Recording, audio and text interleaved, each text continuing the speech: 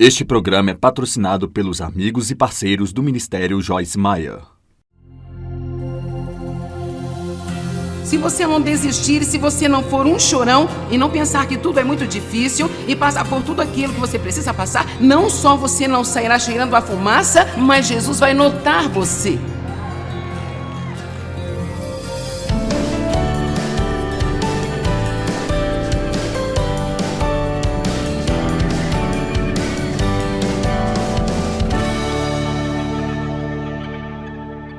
Coríntios 10, 9 e 10. Não devemos tentar o Senhor, provar a sua paciência e tornar-se uma provação para Ele. Não devemos criticá-lo e nem explorar a sua bondade, como alguns deles fizeram e foram mortos por serpentes venenosas. E não devemos nos queixar descontentes, como alguns deles fizeram e foram colocados fora do caminho inteiramente pelo destruidor. Se você voltar e ler no Antigo Testamento, os israelitas estavam murmurando e reclamando, isto e aquilo. Tudo era culpa de Moisés e culpa de Deus, e eles queriam correr de volta ao Egito, e eles não gostavam do maná, e eles não tinham água. Não importa se Deus tenha aberto o Mar Vermelho. Não importa que Deus tenha afogado todos os inimigos no mar. Esqueceram a canção que cantavam. Não importa que a água tenha saído da rocha, que o pão milagroso tenha caído do céu. Não se preocupe com isso, minha gente. Nós esquecemos o que devemos lembrar e nos lembramos do que devemos esquecer. Amém? Algumas das coisas que estão guardadas em nossa mente nós devemos esquecer porque é tudo um absurdo inútil. Não se sente, pense bem, eu me lembro de tudo que você fez comigo. E sabe, alguns anos atrás, quando Dave e eu nos casamos, nós entrávamos em algum tipo de discussão sobre algo, eu começava a trazer tudo o que tinha acontecido há dias passados. Ele olhou para mim um dia e disse assim: onde é que você guarda todas estas coisas? Onde você guarda todas estas coisas? Bem, agora veja, isso é a prova de que nós não perdoamos a pessoa. A Bíblia diz: o amor não leva em conta. Bem, eu era uma contadora, eu tinha uma lista de tudo. E eram coisas que eu precisava esquecer, eu precisava me lembrar das coisas boas e deixar de lado as coisas ruins. Se você me escutar hoje, você poderá salvar seu casamento.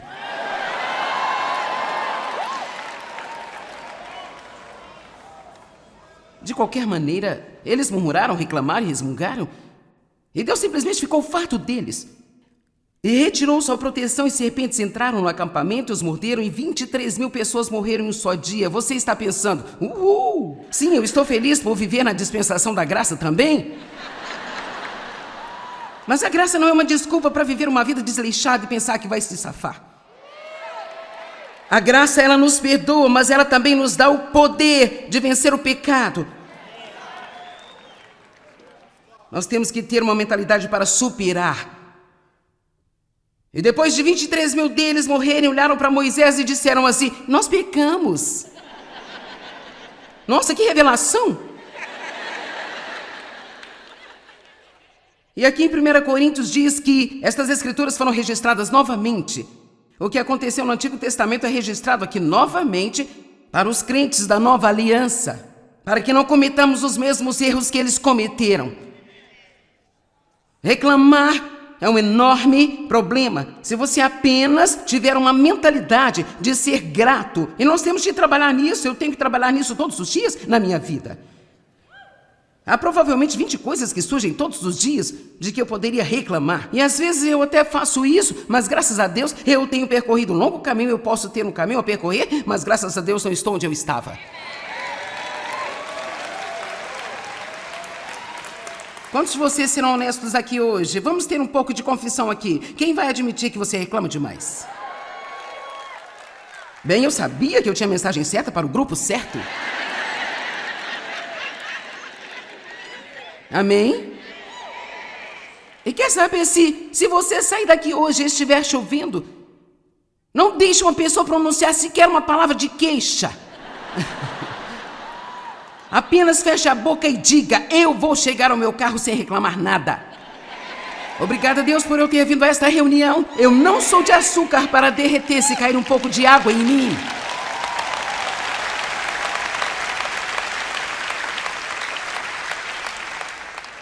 Oh, meu Pai, não importa o que nós temos, a carne sempre quer mais, mais, mais. Tomamos decisões, reclamamos dos resultados. Agendamos mais do que podemos fazer e reclamamos que somos muito ocupados. Compramos demais e reclamamos das nossas contas. Comemos demais e reclamamos do nosso peso.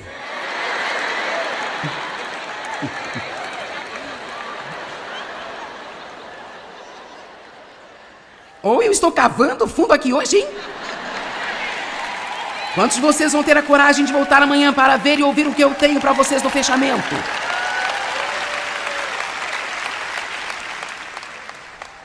Temos filhos e reclamamos deles. Casamos e nos queixamos disso também. Bem, o antídoto para a reclamação é uma coisa e uma coisa só. É sermos gratos de propósito. De propósito. Padrão de pensamento errado número 5. Eu não posso esperar mais.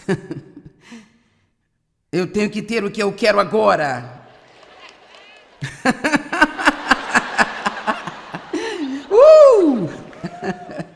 A paciência é fruto do orgulho, sabia? Pensamos que devemos ter o que queremos agora e nós achamos que merecemos coisas melhores do que aquelas que nós temos. Somos muito importantes para ter que esperar. Bem, os israelitas também se queixaram, está registrado em Números e em muitos outros lugares. Eles estavam impacientes. A Bíblia está dizendo: não continue querendo o que Deus não está dando a você.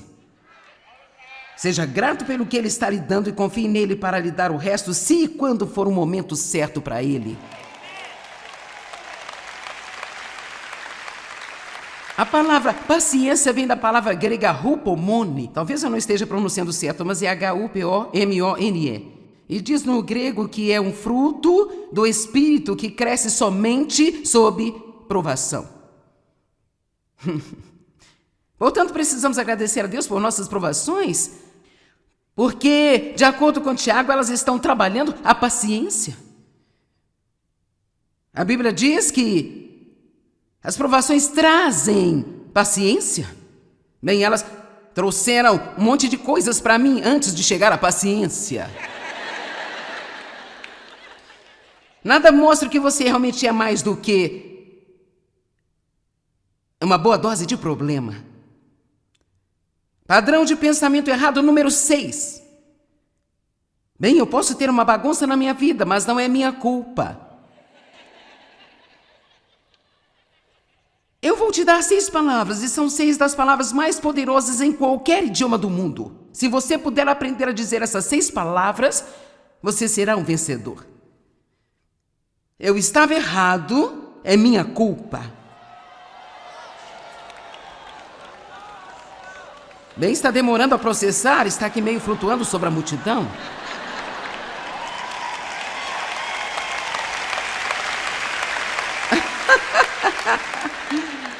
Eu assumo a responsabilidade. Eu não vou dar desculpas. Eu estava errado. É minha culpa. Agora, obviamente, não estamos errados sobre tudo o tempo todo, mas muitas vezes em que estamos, seria muito mais fácil para você dizer isso do que passar anos e anos tentando evitar a verdade.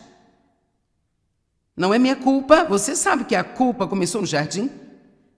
Adão e Eva se meteram em confusão e ele culpou Eva e Eva culpou a serpente. E culpa. Eu estava errado, é minha culpa. Isto vai lhe poupar muito, muito e muito tempo. Gostaria de praticar mais uma vez? Diga: eu estava errado, é minha culpa. Você sabe quantas discussões você vai evitar? Centenas e centenas de discussões você vai evitar. Somente com foi culpa minha, desculpe. Eu estava errado e o outro fica...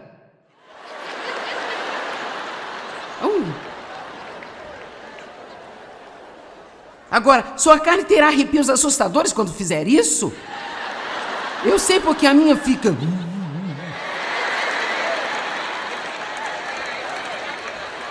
O que será que tem que ser sempre culpa minha?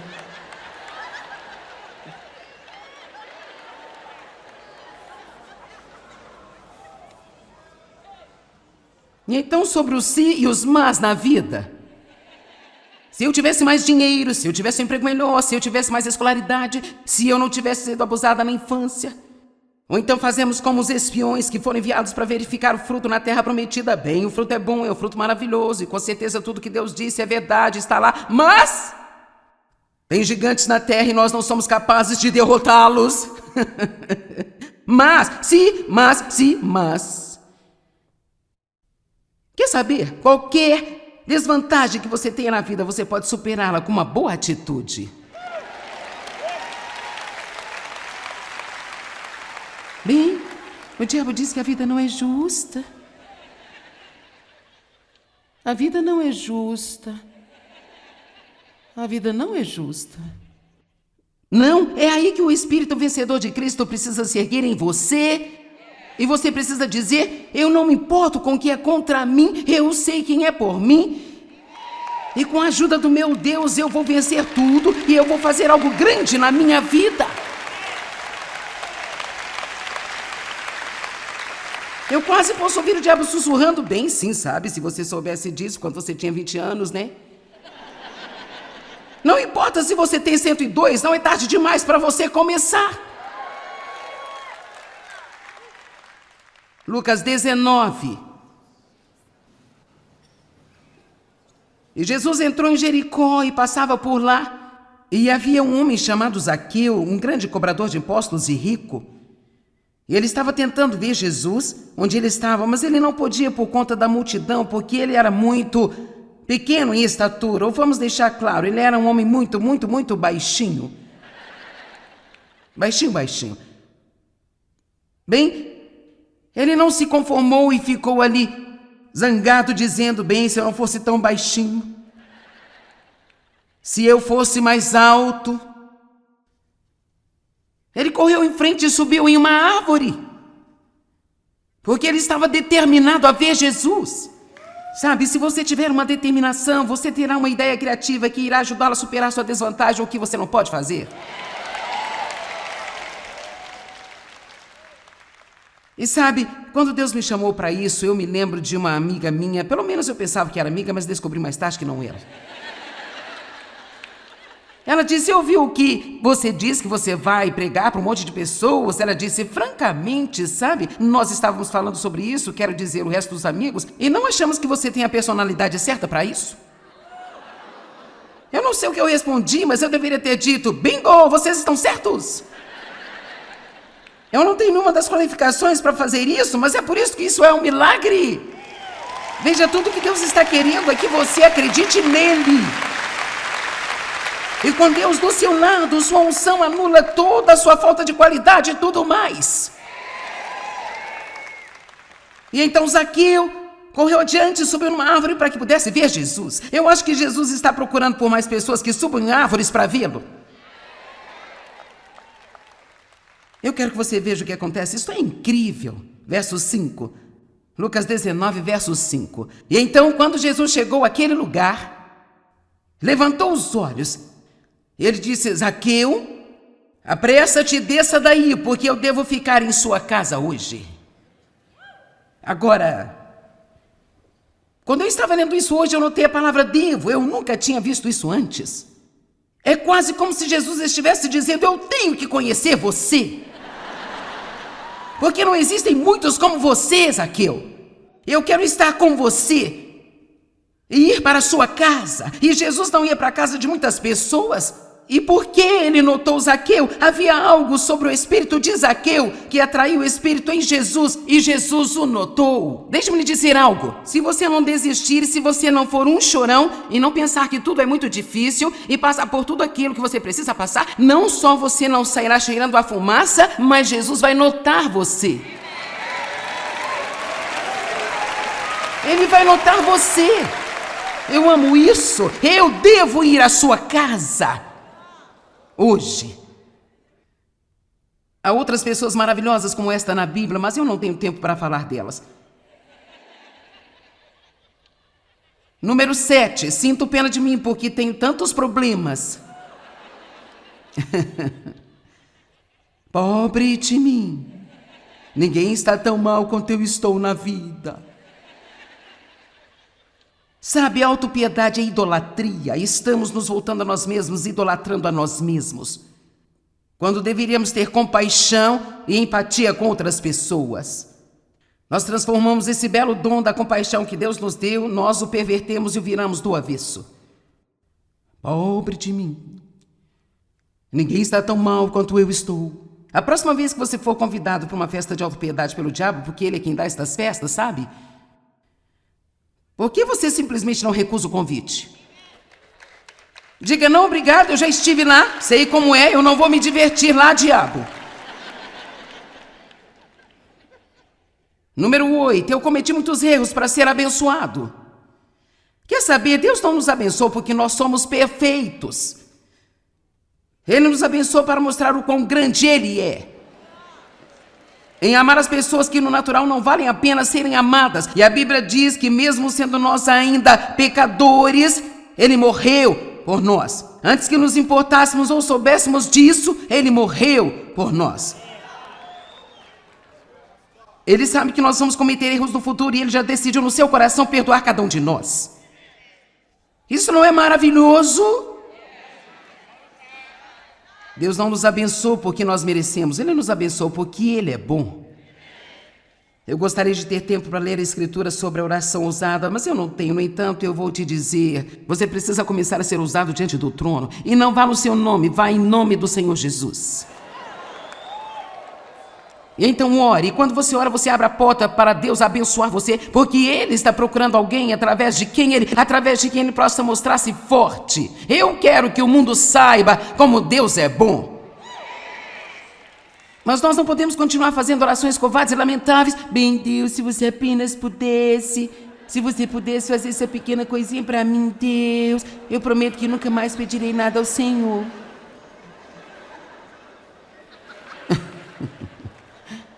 Nunca vou me esquecer na minha vida a mulher que veio ao altar para orar, quando eu ainda tinha reuniões pequenas para que eu pudesse ter filas de oração no final e então orar para as pessoas individualmente. E ela estava tão envergonhada e ela disse, Cira, ela estava tão nervosa, ela disse, está tudo bem se eu pedir por 2 coisas? Que coisa triste é essa? Quando a Bíblia diz que Deus é capaz de fazer excessivamente, abundantemente, acima e além de tudo que nós podemos pedir ou pensar.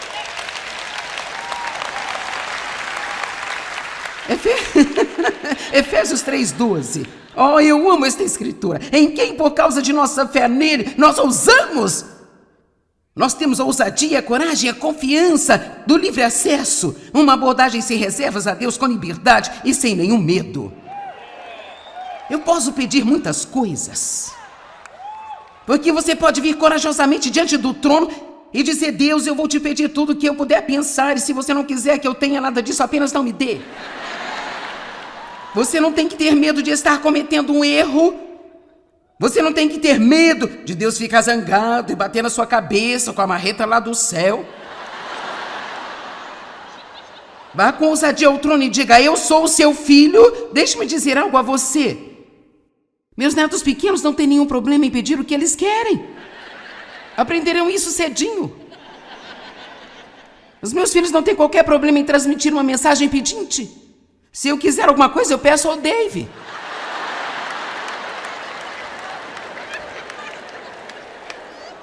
Às vezes à noite eu estou sentada na minha cadeira, eu estou tão confortável, e sabe, Dave, uma das coisas que Dave é bom é que ele realmente faz muitas pequenas coisas para mim. Eu digo a ele, você pode pegar uma garrafa de água para mim?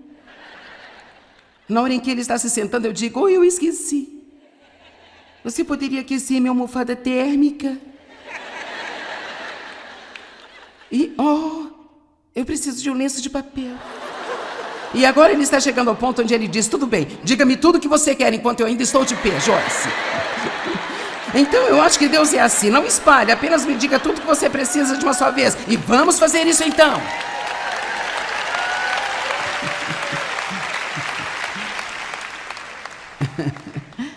Padrão de pensamento errado número 8. Eu cometi muitos erros para ser abençoado. Eu vou te dar o número 10 e vou voltar para o 9. O número 10 é do meu jeito ou nada. Número 9. Eu quero ter tudo aquilo que todo mundo tem. O ciúme e a inveja são assassinos. Agora, olhe, Deus deu tantos dons diferentes no corpo de Cristo, que é absolutamente incrível. E os dons que Deus colocou em outras pessoas são para a sua apreciação, não para você querer o que eles têm. Os dons que Deus colocou em você são para a minha apreciação, não para eu querer tê-los também. Nós falamos muito sobre isso, como Deus tem dotado as pessoas de diferentes formas e Deus dá muitas coisas diferentes para pessoas diferentes. Todos nós somos diferentes, temos personalidades diferentes, temos talentos e habilidades diferentes. Todos nós viemos de diferentes origens. Nunca foi para sermos todos iguais. Portanto, a regra número 1 é parar de tentar fazer com que todos sejam como você. Celebre a diversidade. Não olhe para o que alguém tem e queira também. Agora, e se o meu corpo, as diferentes partes do meu corpo, agissem da maneira que fazemos no corpo de Cristo às vezes? E se o meu olho dissesse, eu estou cansado de ver o seu anel? Só tenho lentes de contato e maquiagem para os olhos, óculos. Eu quero um anel. Eu quero o meu próprio anel. Que tal então se as minhas mãos olhassem para os meus sapatos? Aqueles sapatos são ótimos. E sabe, senhora, são ótimos esses sapatos. Sapatos incríveis. E são confortáveis, eles têm aquela coisinha lá dentro. E arcos bons. Enfim, eles são realmente bonitos. Bem, sabe, eu tenho que ter um pouco de ajuda. Minhas mãos provavelmente não querem fazer isso, mas têm que me ajudar. E então, se minha mão dissesse, eu estou cansada de ajudar os pés a colocar seus sapatos o tempo todo. Os pés não me ajudam a colocar nada. Você sabe para onde eu estou indo, não sabe? Eu quero os meus próprios sapatos.